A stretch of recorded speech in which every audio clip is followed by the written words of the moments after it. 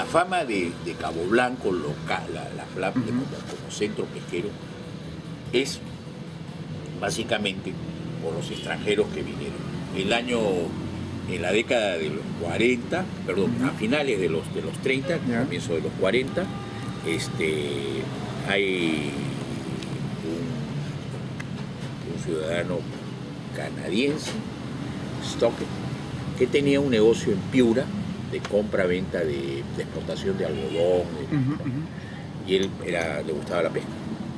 Entonces él iba a la zona de Talara, se embarcaba en un botecito de esos y él descubre Cabo Blanco como un centro pesquero de alta calidad. Tiene ahí en su récord 2 merlines de 700, merlines negros de 700 y pico. A comienzos de los 40, poco antes de que comenzara la guerra, hay una expedición financiada por el Instituto Smithsoniano. Viene el director del laboratorio marino de Bimini, gran pescador, Mike Lerner, y descubren, pues digamos, identifica la zona de Cabo Blanco. Viene todo el proceso de la guerra, pero antes de eso, antes de la guerra, la compañía Grace, la Grace Line de vapores, le voy a hacer un pequeño cortecito acá para que tomen cuenta. La Casa Grace se fundó en el Perú. Tenía las haciendas azucareras Paramonga y Cartabe. Y ellos formaron la Grace Line, que era una compañía de cabotaje y de carga. Y en los años 30 ellos dijeron, bueno, si ya tenemos los barcos que ellos hacían en astilleros americanos, que los construían en astilleros americanos, vamos a hacer los barcos de manera que también puedan llevar pasajeros y hacer el cabotaje por la costa del Pacífico. Cosa que sí, pero como tenían que promocionar, hablaron con un pescador norteamericano, que en este momento los nombres se me van un poquito, para chequear la zona, pero básicamente para Tocopilla, porque ya en Tocopilla, que era un centro de embarque ¿cómo se llama?, de los norteamericanos, de las compañías inglesas, ya había el récord mundial, ya se sacaban peces espada que eran muy interesantes para la pesca deportiva. Entonces lo envían a este caballero llega allá, pesca. Pero en su periplo de pasada por el Callao, lo espera justamente este señor Stockton, y lo lleva a su casa, en el tiempo que el barco va a estar en el puerto, lo lleva a su casa, lo invita a almorzar y conversan y dialogan. Y le enseña una serie de fotografías de los grandes marlines que ya estaban saliendo en Cabo Blanco, con caña y carrete, pesca deportiva. Entonces este señor termina su periplo en Chile, todo, pero queda esto en sus informes. A finales de los años, ya terminada la guerra, a finales de los años 40, comienzo de los 50, un grupo de pescadores se pone en contacto con Enrique Pardo Geren, que era dueño de la hacienda Tumán, y a su vez era de la compañía de Pacífico Seguros, y del banco, ¿cómo se llama este banco que es ahora el de los españoles, que con Grecia, el Banco Continental, ¿me equivoco? Se llama Continental. Se junta con ellos, y bueno, estos señores le dicen a don Enrique, bueno, averíguate qué hay, porque tenemos los informes que esa zona de Cabo Blanco es estupenda. Entonces don Enrique se envía una embarcación desde el Callao, se envía una embarcación, y don Enrique viaja y contratan a gente de acá, pero un capitán de fuera, y salen a exploración. Bueno, lo que vieron ya era pues maravilloso. Ya un poco más y los merlines se metían al barco solos. Era fabuloso lo que vieron, realmente fabuloso, peces de espada, merlines negros, atunes no, porque no era temporada de atún, eso lo descubrieron después. Pero la cosa era, pues ya tú echabas el anzuelo y se te prendía pues un mero de 50 kilos. Pues ya era realmente fabuloso. El informe de don Enrique es muy bueno, y deciden ellos en los años 50 formar el Cabo Blanco Fishing Club. Para esto, ellos fabrican una embarcación en Estados Unidos con todos los requerimientos de ese entonces para la pesca deportiva.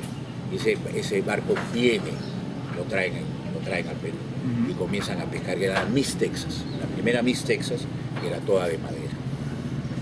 Ya estaba la Miss Texas, después ponen y se inicia momentáneamente, o sea, como te puedo decir, provisionalmente la pesca viene de los Estados Unidos, básicamente los que forman el Fishing Club. El año 51 se forma ya el Fishing Club oficialmente, son 10 socios, un peruano que era Enrique Pardo, un brasilero que era Castro Maya, un argentino pero de origen inglés y 7 norteamericanos. Entre los norteamericanos estaba Alfred Glassell, que era de la Texaco, estaba Kit Farrington, que era de los ferrocarriles americanos, y otro grupo estaba Knox, que era prácticamente el dueño, creo, del estado de Búfalo, porque tenía más billete que Atahualpa y toda su corte. O sea que forman estos señores este club con $10.000 de aporte de esa época. Estoy hablando $10.000 del año 50, cuando un Chevrolet, un carro Chevrolet de 4 puertas, uno te costaba $1.500, ¿no? O sea que imagínate la cantidad. Forman el Fishing Club y actúan en un edificio provisional, ¿no? de planchas, de estas cosas, y dan el servicio. Entonces, el año 52, Alfred Glassell engancha un merlín negro de 1.025 libras. Lo saca todo y es el histórico 1.000 libras, el primer 1.000 libras que salía en el mundo. El récord estaba en Nueva Zelanda. Entonces el récord viene al Perú. Era 900 y pico en Nueva Zelanda, viene al Perú. 1.025 libras. Es el merlín que siempre ha estado en la sala del club. El primer 1.000 libras. Y de ahí, del año 52, no mal no recuerdo, de abril del 52, sí, abril del 52, a agosto del 53, el récord es batido constantemente. De un 1.025 libras se pasa a un 1.060, de un 1.060 a un 1.090, a un 1.135, va subiendo hasta que llega a 1.560 libras de Alfred Glassell. Y ese récord hasta el día de hoy es el récord mundial imbatible. El récord mundial está aquí en Cabo Blanco, entonces, ¿no? Está... El récord mundial de merlín negro es como decir el récord mundial del elefante, pues. Ya así es, el que cazó el elefante más grande acá y el merlín negro es el pez más considerado, la especie más considerada para el pescador deportivo serio. Serio. No el que va al hotel y hay una lancha y sale con su cerveza medio borracho a pescar, eso no existe para ellos.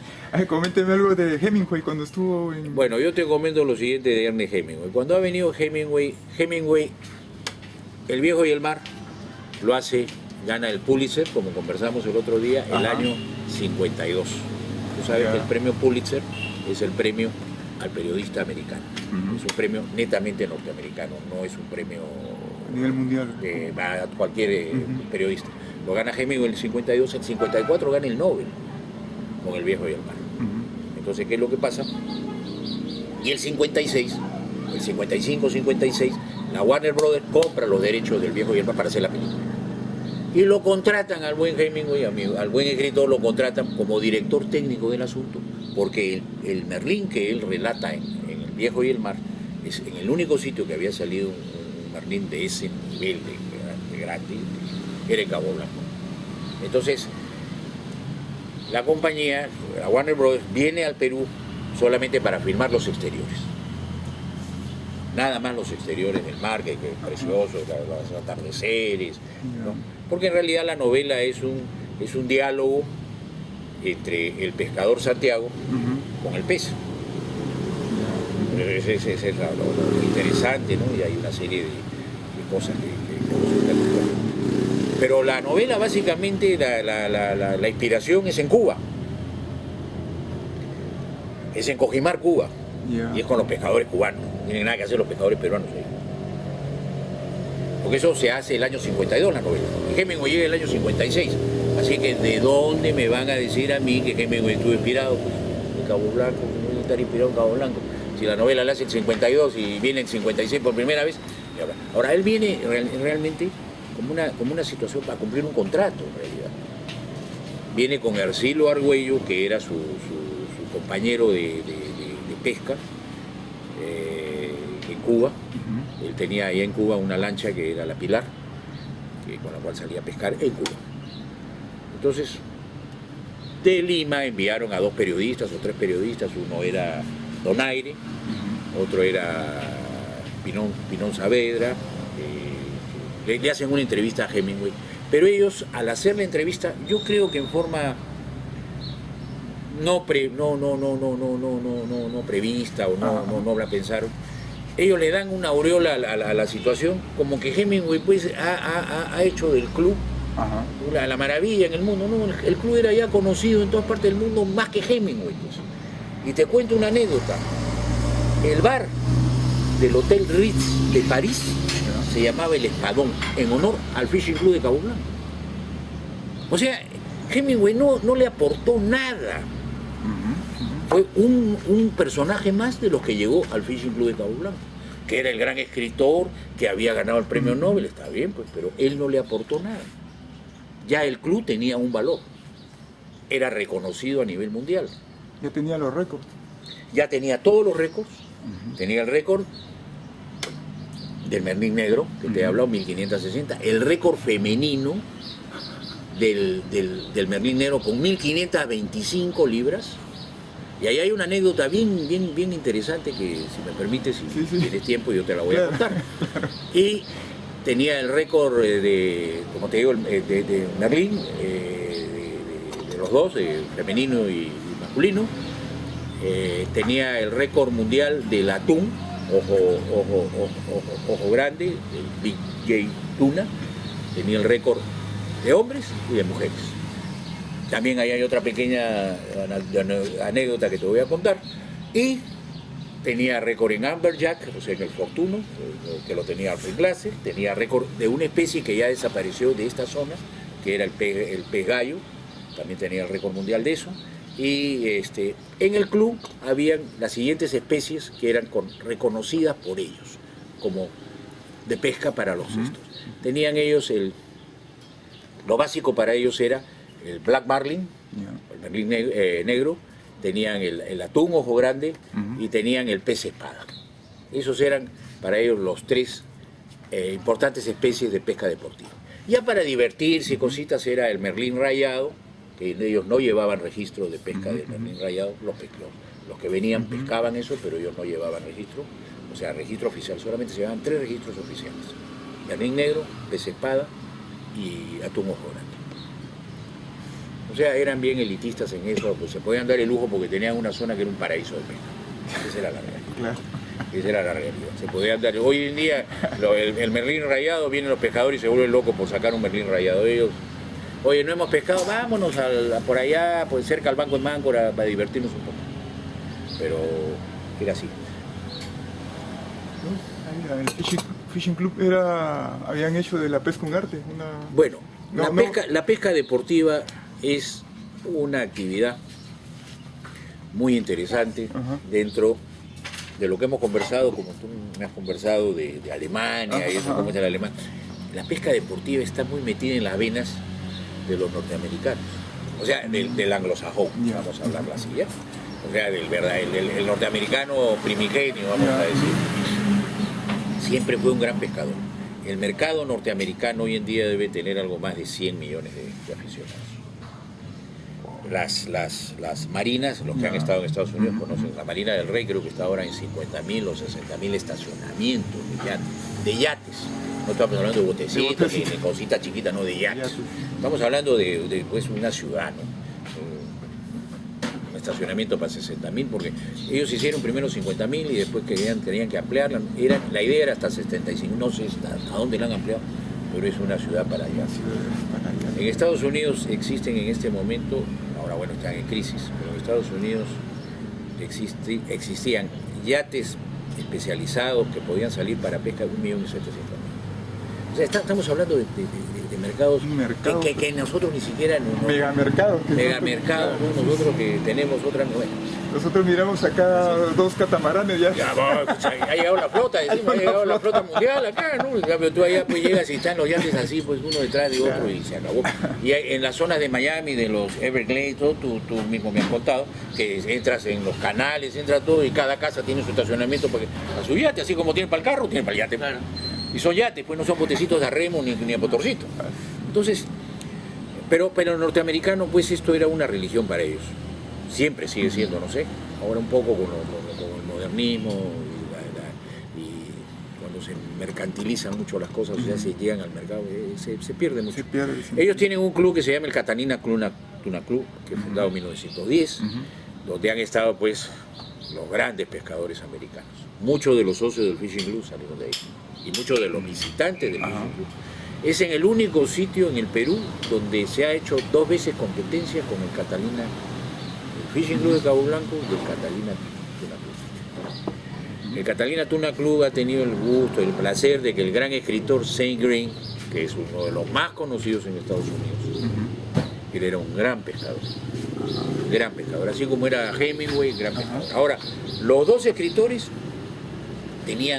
fueron los fundadores, y a pesar de no estar muy de acuerdo en los reglamentos que se hizo de pesca, eran los fundadores de la ICFA, que es la International Fish Game Association, es la que dirige, digamos, todo el deporte de la pesca deportiva. Entonces, básicamente ellos no estaban de acuerdo en muchas cosas de lo que se reglamenta. Porque tenían razón, ellos son, como buenos escritores, son gente que piensa diferente, ¿no? Entonces, cuando se institucionalizan mucho las cosas, se pierde ya el verdadero sentido, ¿no? de la actividad, ¿no? Cuando ya todo se comienza, ya son reglamentos, ya no hay inspiración. Y podríamos de eso hablar largo y tendido, bien bonito, porque la verdad te digo que esa es una de las cosas que básicamente se han perdido en el mundo, ¿no? Tratamos de estandarizar la vida, y eso no está bien. Pero ahora te voy a contar lo que te interesa, que es lo del Fishing Club, que básicamente es eso. Entonces, ya el club era famoso, entonces la venida de Hemingway en realidad es por un asunto de trabajo. Le hicieron unas entrevistas, era un hombre inteligente definitivamente, era una persona, era un premio Nobel, ¿no? A cualquiera el premio Nobel no se reparte pues en las esquinas, ¿no? Pero ahí sí, inconscientemente, los periodistas que lo entrevistan distorsionan, ¿no? Como que la llegada de Hemingway era el que le iba a dar el espaldarazo al club. El club le podía dar el espaldarazo a Hemingway si quería.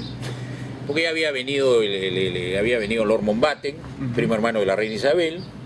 Ya habían venido pues todo el año 50 y 56 que viene Hemingway, ya en el Fishing Club habían pasado gran parte de las grandes estrellas, no solamente de las finanzas del mundo, sino de los espectáculos del mundo. Porque el jet set en el mundo, si tú te querías considerar una persona del jet set, tenías que venir a pescar al Fishing Club de Cabo Blanco. Te tenía que invitar uno de esos gringuetes para que tú...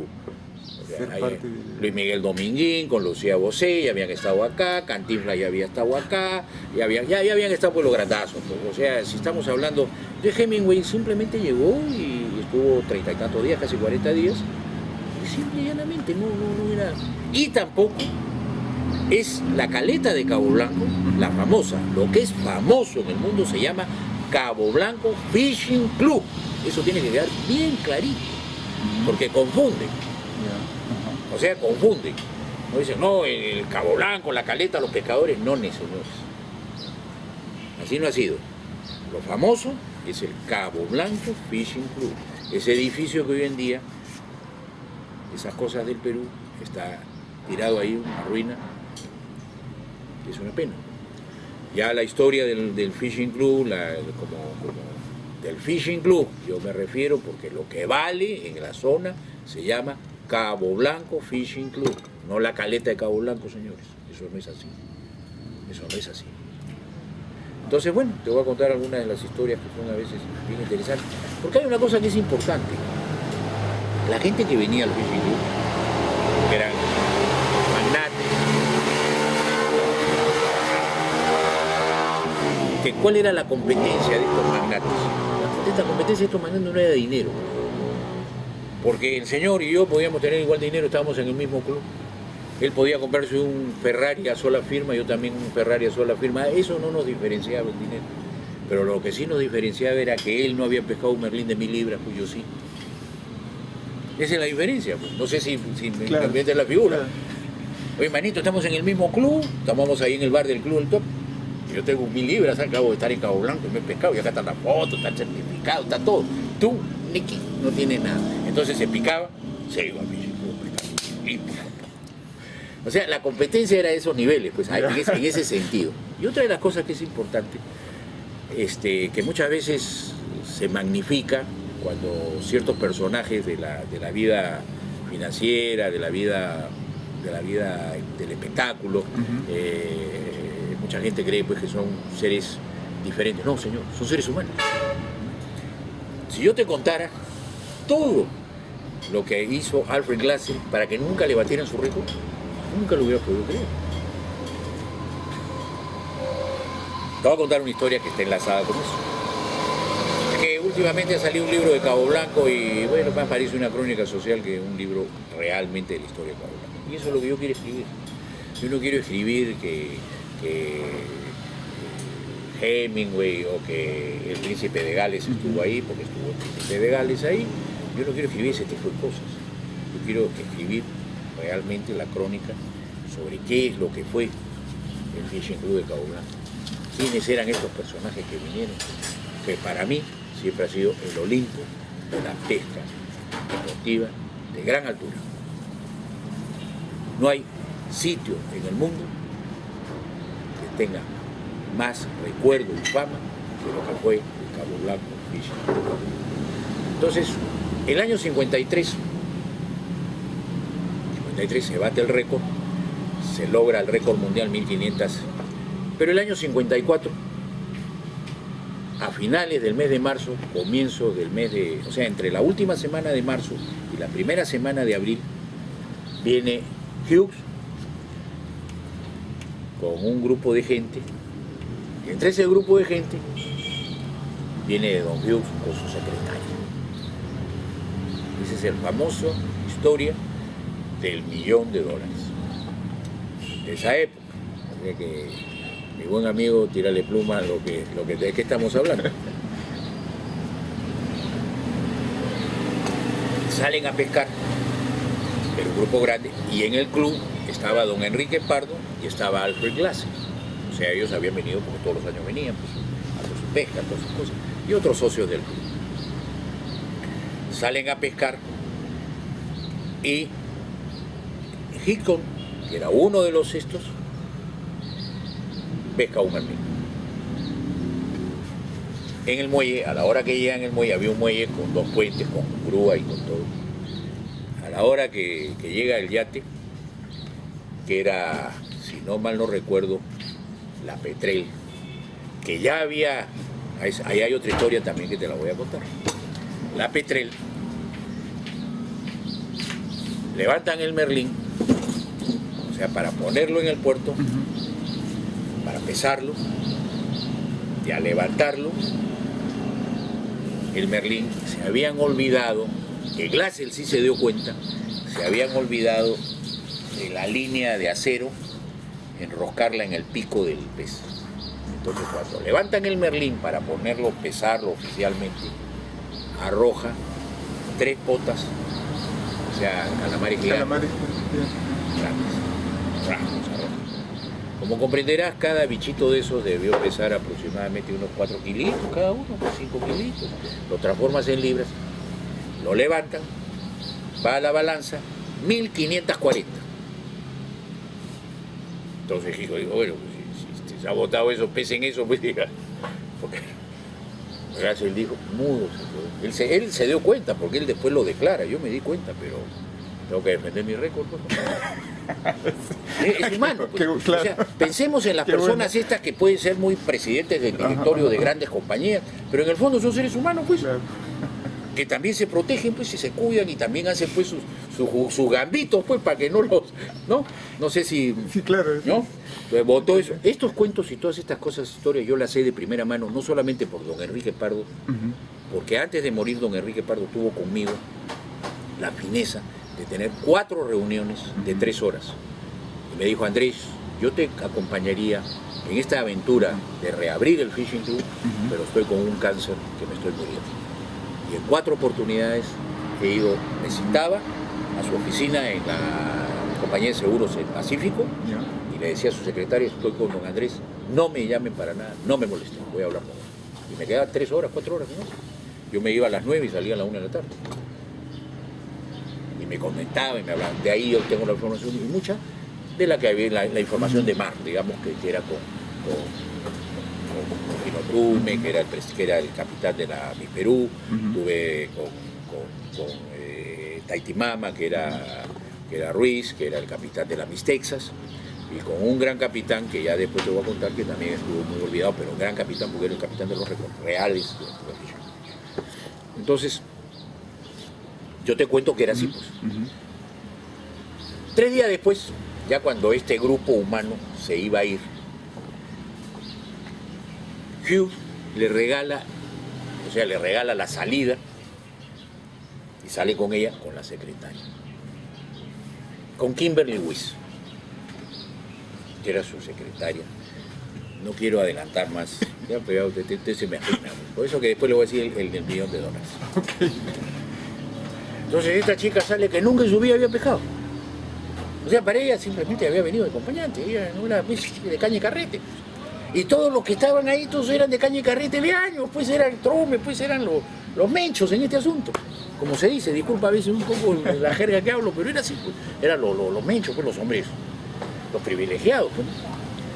Para que veas cómo es la mano de Dios, que siempre digo, y a veces cómo las vanidades hacen perder los espacios. Pero bueno,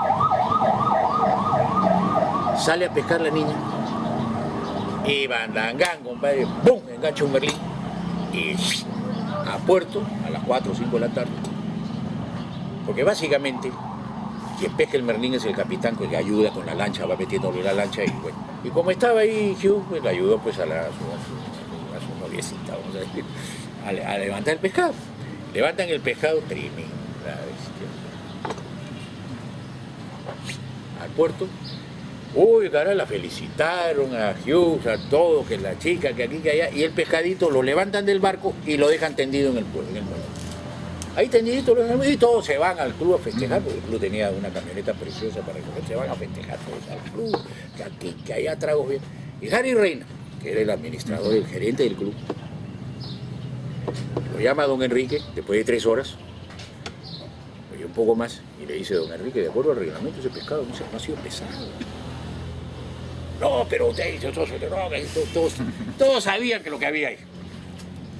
No, que aquí, que allá, que todo. Harry le dice: no, Enrique, de acuerdo al reglamento, yo voy a hacer cumplir el reglamento, porque eso sí, el gerente del club podía hasta suspender a los socios, ¿eh? O sea, a los dueños del club los podía suspender él, por mal comportamiento. Y hay otra historia que te puedo contar ahí. Entonces, ¿qué es lo que pasa? Ya, pues, don Enrique, que era el presidente, ya tenía pues que dar y esto me lo ha contado don Enrique Pardo, no me lo ha contado por boca de uno de los socios. No nos quedó otra cosa, pues me dice: ¿tenés que ir? No nos quedó, no, había pues una cuestión. Levantan el pescado, después de casi 4 horas de estar tendido, donde el pescado botó todo el agua, el pescado se deshidrató. Levantan el pescado, 1525 libras, que si no se deshidrata era récord mundial. Lo que no iban a aceptar en el club, como seres humanos, que una persona que no era pescadora y mujer tuviera el récord absoluto hasta el día de hoy. Tenían sus trucos ahí. Claro, pues, todos lo sabían. Pero para que te des cuenta, claro, pues estos tipos sabían lo que estaba en el muelle. La pobre chica no sabía dónde estaba parada. Pues. Ella no sabía, le cayó del cielo el récord mundial, que hasta ahora lo tiene. Ya en los registros del club no figura como Kimberly Weiss, sino que figura como Weiss, o sea, como Hugh, perdón. O sea que imagínate, yo lo que quiero contar en el libro es un poco esa parte humana de estos, digamos, semidioses, vamos a decir, de la pesca, ¿no? Estos héroes, esta gente que al margen del dinero, todo, ellos, el dinero no era para ellos una constante de vida, para ellos era la pesca, y se dedicaban a eso y pescaban por todas partes del mundo. Bueno, pues sale la noticia en todos los periódicos, en New York Times, sale pues la noticia y la foto pues de la niña con el tremendo pescadazo. Cabo Blanco, fabuloso, récord mundial, 1525. Hugh se embarcan pues ya, se van en Panagra, que en ese entonces había la compañía de aviación Panagra, que era una asociación, entre la Pan American y la Grace. Porque así como la Grace tenía la de barcos de cabotaje, la Grace Line, tenía con Panagra una compañía aérea, la Pan American, con la Grace, por eso era Panagra, que hacían el servicio y aterrizaba en Talar el avión. Dejaba a todos los pescadores ahí y de regreso al aterrizar para irse al norte recogía a los que querían. Entonces, llegando a Nueva York, baja del avión y se encuentra con el abogado de su mujer, pues y le dice, track, demanda de divorcio, calladito la boca, nada más, tira para adelante. Pues ya salió todo los periódicos, pues. ¿Qué hacía la niña allá con usted, su secretaria? Ese es el Berlín del $1.000.000. Se acabó esto se casó con la Kimberly Lewis, que era bien guapa, dicho de paso. Ya no sé, sigue viviendo todavía, está bien viejita, pero era muy guapa. Y se casa con la Kimberly Hughes y bueno, el doctor Hughes. Esas son las historias del club. Ahora, te puedo contar las historias pues, de Harry Reina, como director del club, como gerente del club, suspendió a Alfred Glasser por mal comportamiento en el mar. Porque como los barcos más o menos eran 4 los yates, normalmente salían 3. Y esa vez estaba Alfred Glasser, para que veas hasta dónde cuidaban cosas, pues tampoco no te decían, no eran pues ningunos angelitos. Entonces, uno de los pescadores, me parece que era el señor Meis, no estoy muy seguro, tengo que revisar mis notas, engancha a un merlín. Y el merlín era tan grande que no podía saltar, solamente salía la cabeza y cabeceaba. Entonces, Jesús Ruiz, que era el capitán de la Miss Texas, porque estaba en la Miss Texas este señor, le dice al señor Meis, le dice, voy a meterle el yate, recoja, porque el merlín es muy grande y es bien difícil. La única manera es que recoja porque tenemos que evitar que se vaya a la profundidad. Si se va a la profundidad, él dudaba ya que se pudiera salir. Entonces cuando comienzan a meter la lancha, la otra lancha donde estaba Alfred Glasser le hizo gestos y se acerca a la lancha sin malograr la faena de pesca, pero la otra lancha se acerca lo suficiente como para que Alfred Glasser le gritara en pocas palabras a este señor que tenía que luchar con el pescado, que la lancha le estaba dando las ventajas. Entonces lo pica, se mortifica el pescador y le ordena a su capitán que no retroceda, que no le meta el yate y que él va a pelear el pescado. Entonces Jesús dice, lo va a hacer, yo ya dije lo que tenía que hacer. Y comienza a trabajar y como comprenderás era un burro, era un mastodonte. Estuvo peleando unas horas hasta que la línea voló. Porque estos bichos, la línea más grande son líneas de 130 libras de resistencia máxima. Era un animalote tan grande que era el récord del mundo. Ahora, ojo, ponerle la habilidad del yate, todo eso está permitido por los reglamentos. Él no estaba pecando. Entonces, cuando se rompe la línea, Alfred Glasser le ordena a su capitán que se vaya un poquito más allá y se pone a pescar por otro lado, o sea, busca pescar por otro lado. Llegan los barcos al puerto, van al club, en el club estaba este señor bastante apenado, pues, porque hablaba así un pescado gratis. Pero Harry Reina bajó a hablar con Jesús. Y le dijo, Jesús, ¿qué ha pasado? Entonces Jesús Ruiz le explicó todo. Harry Reina regresaba al club y lo suspendió 6 meses a Alfred Glasser por mal comportamiento. O sea, el Fishing Club de Cabo Blanco no es pues una cosa así, es algo muy valioso de recuperar en cuanto a su parte histórica, porque se gestó una cosa muy importante a nivel internacional en esas aguas. No solamente venía a pescar y que el club, que la parte social o la parte frívola de la ciudad. Ahí había otra cosa mucho más importante. No solamente eran los personajes que llegaron, sino muchas veces los comportamientos de los personajes.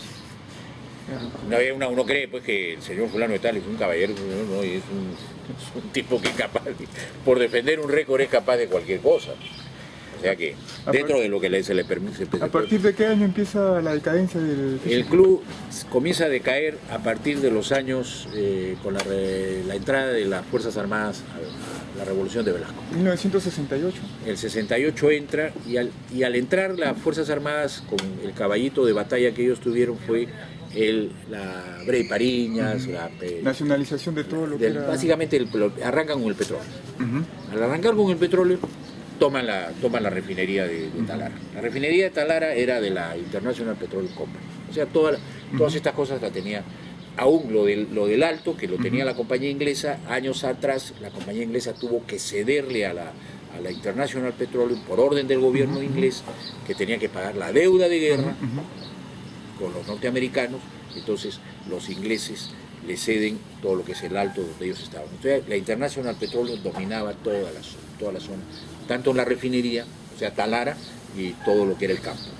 Entonces entran las Fuerzas Armadas, las gloriosas Fuerzas Armadas del Perú, y toman pues automáticamente. Entonces viene toda esta efervescencia, ¿no? Yankee go home, ¿no? Afuera. Entonces tú, como comprenderás, pues venía la línea Panagra, aterrizaba pues todos los padres, y se encontraba en el aeropuerto Quiñones, creo que se llama, el de acá, Yankee go home. Era un ambiente muy desagradable. O sea, no te olvides que uno de los fundadores del club, o uno de los más cercanos al club, era Rockefeller, y ese era el calibre pues de la gente que venía. Rockefeller, y no hay que olvidar que la International Petroleum Company era una subsidiaria del Standard Oil, que era propiedad de los Rockefellers. Ahora, hay una cosa que en el Perú nunca se analizó bien. Uno de los más grandes daños que se le ha hecho al país fue justamente el maltratar a la gente del Cabo Blanco Fishing Club, porque esa gente eran los grandes empresarios del mundo. Entonces, como tú comprenderás, si yo soy un pescador y estoy en un club elitista, que es mi club, donde están todos los empresarios, los grandes empresarios de Estados Unidos, y me dicen, oye, ya no vas a pescar a Cabo Blanco, no, ¿sabes qué? Yo no voy a ir porque en la puerta de entrada hay Yankee go home, nos están botando. Entonces tú te das cuenta de la mala fama que a esos niveles, a niveles de élite empresarial. No es que me expropien, sino a niveles de élite empresarial, lo que ya siente un empresario como ser humano, de llegar a un sitio y que le digan que lo están votando. Entonces en su club, tomándose su trago, no, yo no quiero saber nada del Perú. Esa opinión, yo no quiero saber nada del Perú, es lo que nos ha castigado hasta hace unos años. Porque no la dice pues un fulano, que no, la dice el dueño pues de, no sé, el dueño de la Grace, lo dice el dueño de la Ford, lo dice el dueño de esto, oye, compadre. Un castigo de 40 años casi. Claro, pues es un castigo, que lo hemos buscado nosotros, porque el hecho de que tú quieras tomar el petróleo está bien, pero pues no estés poniendo carteles y maltratando a la gente. Y eso es lo que hizo las Fuerzas Armadas. Para que después, ojo, y esto es una opinión mía, para que después de 20 años, esa misma Fuerza Armada privatizó todas las empresas que había creado. Entonces nunca tuvo una línea de saber qué es lo que quiero para el Perú. Eso lo hizo porque era bonito pues hacerlo en esa época, y después a la otra, no, ahora hay que privatizar. Entonces, privatizaron, apoyaron al gobierno de Fujimori a privatizar todo. Esa es la realidad. Pero bueno, entonces dejaron de venir, y estoy hablando ya del 70, deciden cerrar el club. A pesar de que uno de los socios quería seguir, era muy luchador, quería seguir. Yo te hablo de Kit Farrington, por decirte, que era uno de los socios primigenios del club. Kit Farrington fomentó, y en la época de Prado, logró que el Estado peruano, el Congreso de la República, diera una ley de protección a todos los peces que eran el motivo de la pesca deportiva.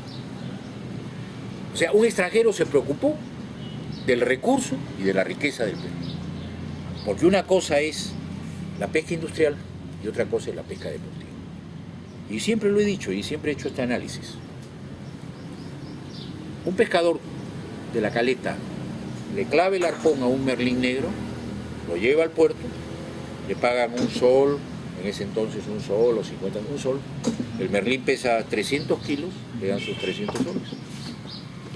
Ese mismo pescado, como atractivo turístico, rinde $10.000. Esa es la diferencia. Porque le da trabajo a un hotel o a otros hoteles, porque la idea es que no solamente era el Fishing Club, sino que crecieran en hoteles. Le da trabajo al hotel, le da trabajo a las líneas aéreas, le da trabajo a un capitán con su tripulación,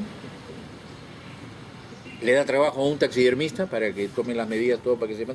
O sea, ese pez que un simple pescador de la caleta le clava arpón, o sea, como dicen acá, lo sueña, y lo lleva al mercado y le dan sus 300 o 400 soles, ese mismo pez, si lo pescamos deportivamente, da $10.000 al país. Eso es lo que quieren. O sea, eso es lo que yo siempre he dicho.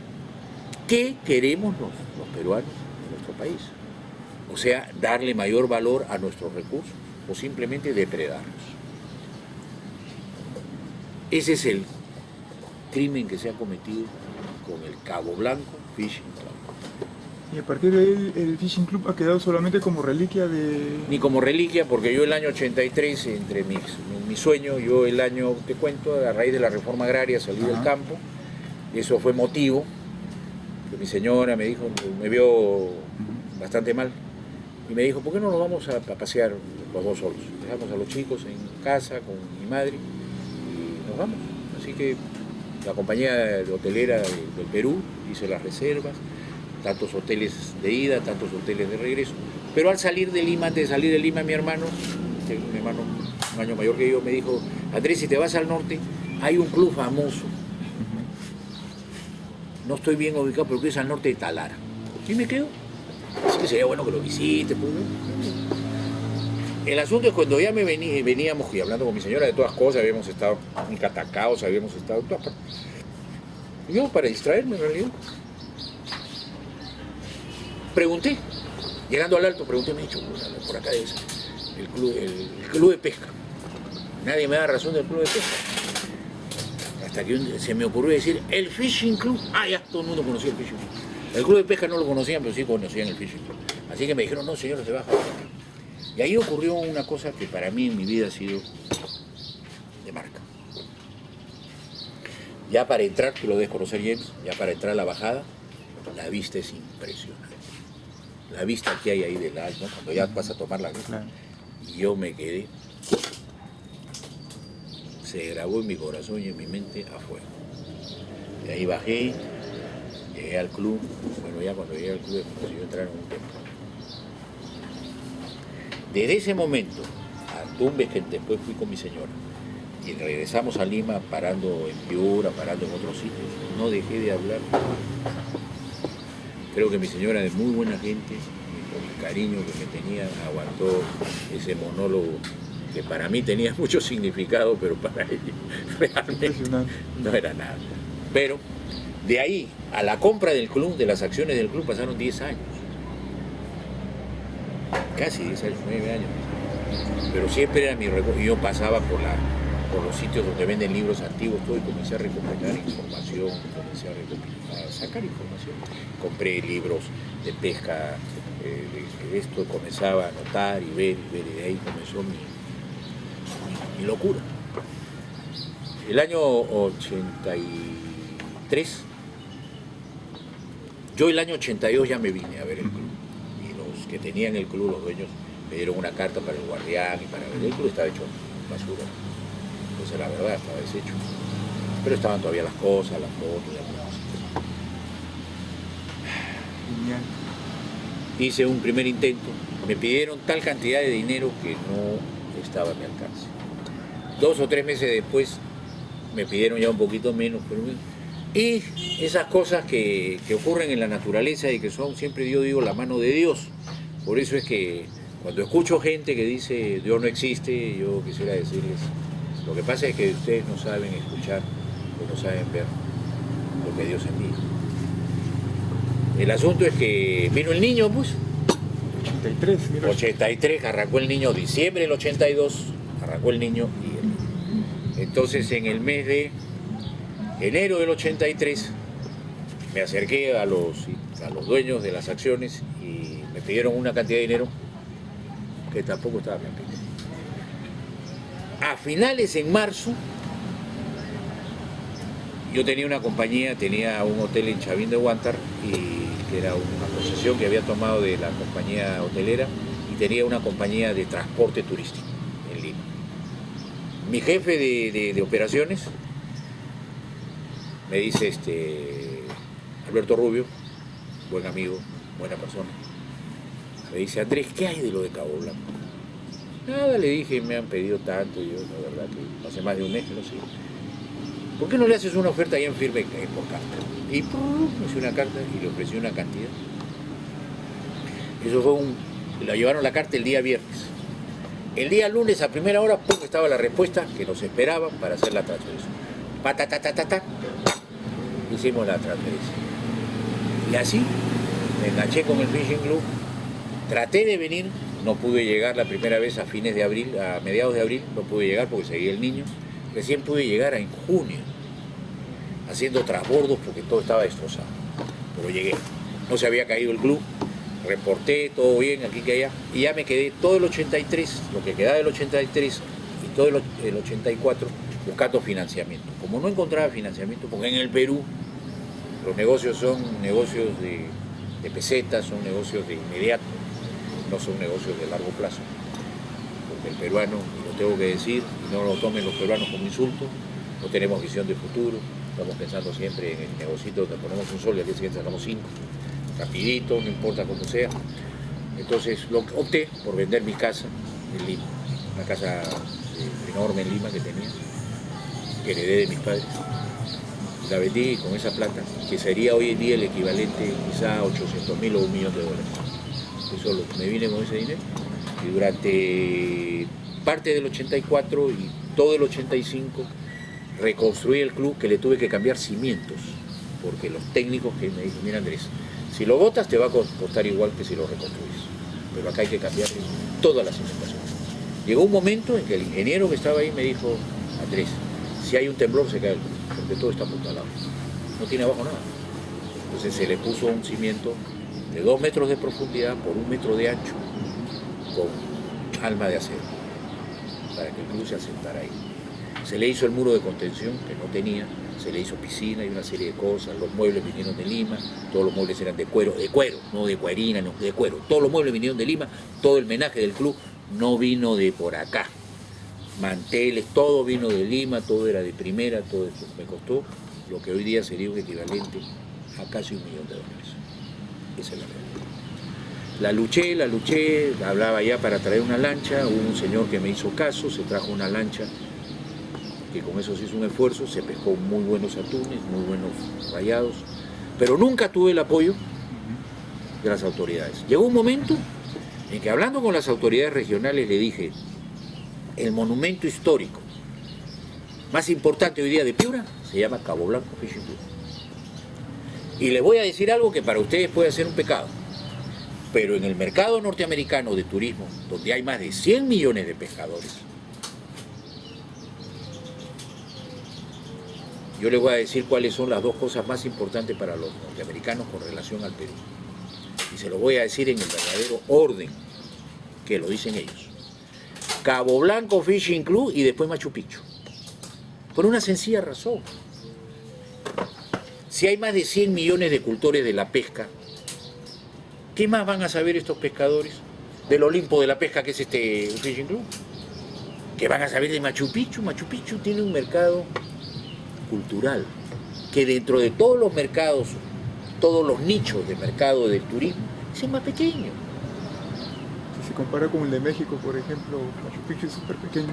No, el mercado dentro del turismo, el mercado de las ruinas, de la historia, es el mercado más pequeñito que hay. El mercado más grande es el deportivo. El mercado, hoy en día, estoy hablando de lo que es hoy día, el nicho hoy día es el deportivo, las olas, el canotaje, la pesca deportiva. Si tenemos más de 100 millones de cultores de pesca en los Estados Unidos, entonces no estemos pensando pues que Machu Picchu va a ser la locomotora que empuje. Claro, el facilismo. Está hecho todo. Claro, ya está hecho todo. No busquemos los mercados de canotaje, desarrollemos pequeños albergues donde están los ríos aptos para el canotaje. Eso no, eso es trabajo. Eso es lo que nos falta a los peruanos. somos un país, el primer país en el mundo de aves observables. Luchamos con Colombia por una especie u otra, a veces nos gana Colombia, a veces descubrimos una y estamos ahí peleando por la cantidad de aves, pero aves observables, el Perú es el número 1. Y sin embargo, no desarrollamos el mercado de los observadores de aves, que en Europa y en Estados Unidos, en los países estos, tiene millones de cultores. También yo leí que en las orquídeas somos uno de los países, solo Cusco tiene 300 especies diferentes. Creo que son 3.000 las que hay en el Perú. Claro. Hay un mercado enorme de gente que tiene sus viveros de plantas, de orquídeas, de tulipanes y todo eso. Tú lo conoces, como que es Europa. El europeo como el norteamericano es siempre aficionado a algo. Inclusive hemos estado en la Quebrada Fernández y a mí me impresionó la cantidad de fauna que hay en la Quebrada, ¿cómo le llaman? Fernández. ¿No? ¿Ya? O sea, no se necesita ir tan lejos. Así es. Lo tenemos a la mano, pero lo dejamos tirado. Pues está lleno de basura la Quebrada Fernández. Claro, nadie se preocupa porque tenemos unas autoridades que no les interesa. A esta autoridad que tenemos, como yo te comenté antes de empezar a conversar ya esto, se preocupan porque a gestionar ante el gobierno que declare todo esto parque nacional y que le dé recursos suficientes como para mantener lo que en el futuro, no, actualmente ya nos puede estar manteniendo. Fuente de trabajo. ¿No? Fuentes de trabajo. Toda la región. O sea, entonces, ¿qué es lo que yo siempre digo? Y se lo digo a James y te lo digo. Nos están empobreciendo, nuestras propias autoridades nos están liquidando. Bueno, ahora, del Fishing Club, ¿qué más quieres que te cuente? No está sé. genial. ¿Ah?